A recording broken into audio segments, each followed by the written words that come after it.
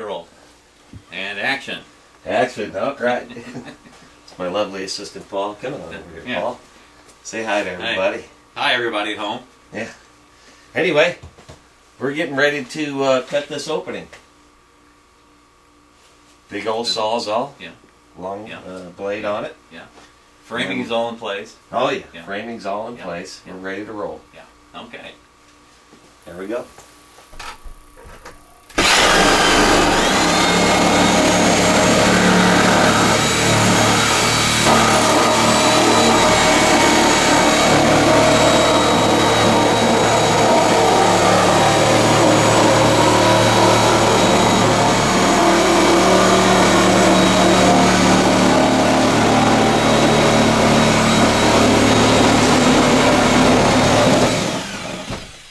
Okay, we got a couple more minutes of that, and then we'll open up the door.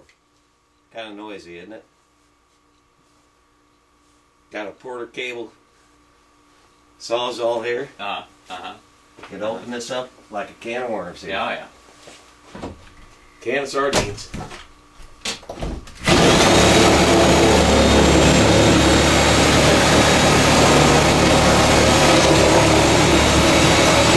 That's not a good cut.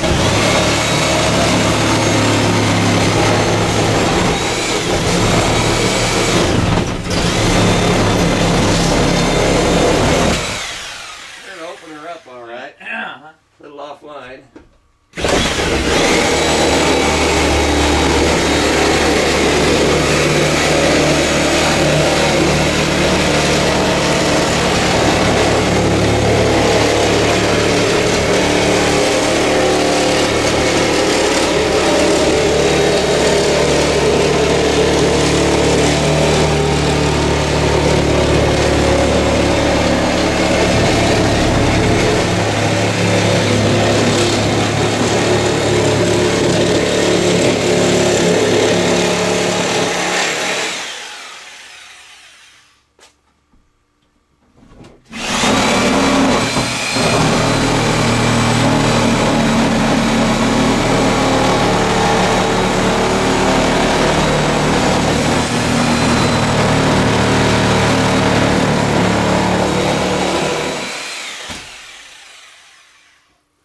All right, that should go. Yeah, a little more up here.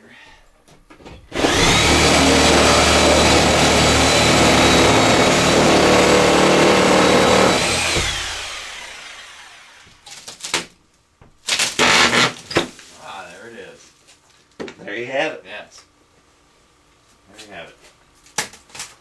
All right. Okay, so next we'll cut this sill out, straighten this opening up, and put the door in.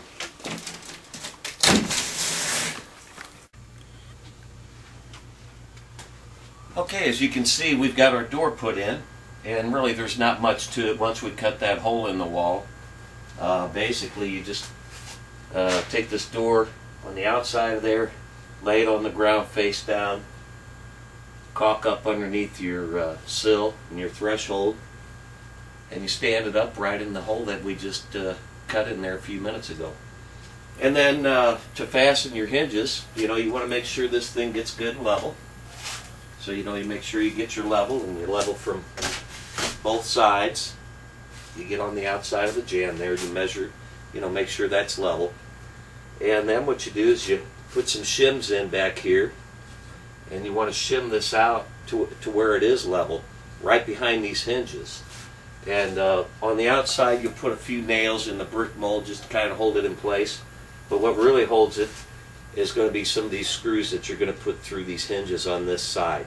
They've got some small screws in the hinges themselves, but they usually ship you like 2.5 inch or 3 inch screws, and you want to put 2 of those per hinge right through here. After you get this shimmed out and everything level, you put 2 of those screws through each one of these hinges, and it gets into this rough opening that we built, and you got yourself a nice stable door. And then you come over to this side and you shim out this side here also, so that it's nice and level. And you put a couple of screws in this side, and then you have it. Then you pop your insulation back in around it, I did a little bit of framing up above because that was, I don't know, it used to be a garage door opening. It wasn't exactly framed right, so, you know, as you can see, there we go. Then we put our lock set on here and our plate on here, so we're good to go. Now the next thing I'm going to show you guys is we're going to take this electric from this side of the door and we're going to run it up and over and drop it down this wall over here, and we're going to put an outlet in over here. So that's what we're going to do next.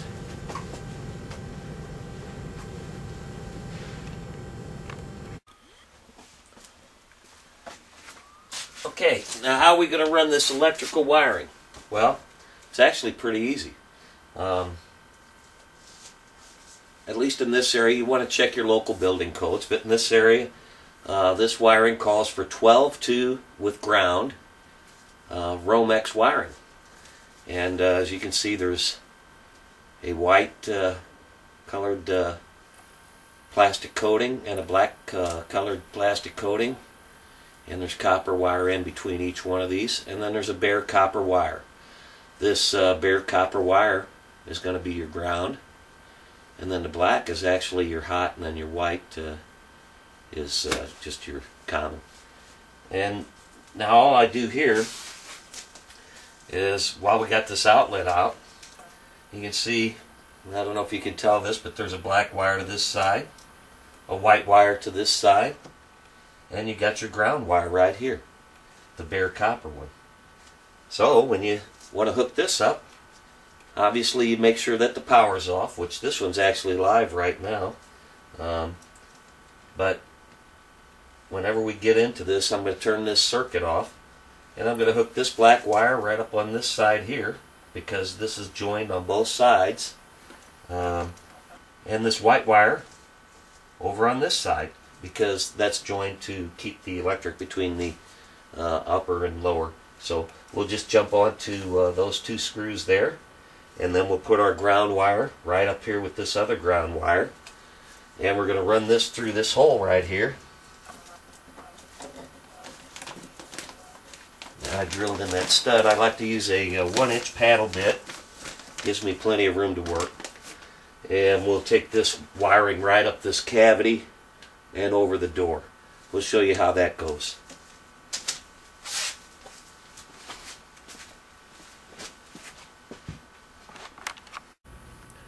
Alright, now what we've done is, as you can see, the yellow wire on there, that's the wire that I just ran, and it goes through the hole on the opposite side of the outlet. The wire runs right through the stud. The black wire connects to the black side where the other black wire connects to. The white wire connects to the side where the other white wire is that's running the power to that current outlet. And then we just ran this up. You might see those staples in there. Romex staples holding this thing in place. And we took it up here all the way up to the top of this cavity just above the door that we put in, and we put it right through this double stud here. We drilled a couple holes there, and we brought that all the way over this header. Let's see if I can find where we came down at. Okay, well, we came down. You can't really see the wire because it's on the left side of this stud, or the side that you can see without the insulation. I guess it'd be the right side, but it runs right down there. We did the same thing. We connected that with Romex staples. Oh, no wonder I had the wrong side, but you still can't see the wire. You see that little bit of wire hanging underneath the box there. I like to leave a little pigtail on the bottom of these, just like I did over here. If we can find that one again, so that if any further work needs to be done or something, we can we can take that outlet plenty far out of that box. So anyway, that's about all there is to it.